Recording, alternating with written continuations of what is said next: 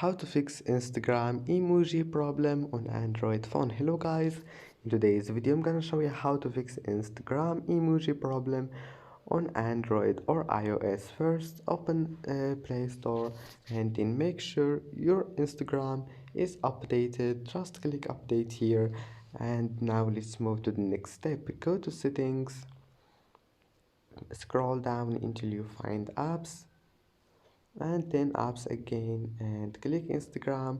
Now click data usage and make sure background data is allowed,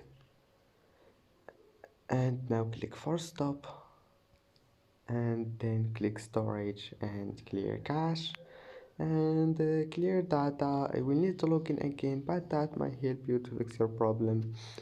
And that's it. Restart your phone and try again, and I hope that can fix your problem. Please don't forget to like and see you in the next video.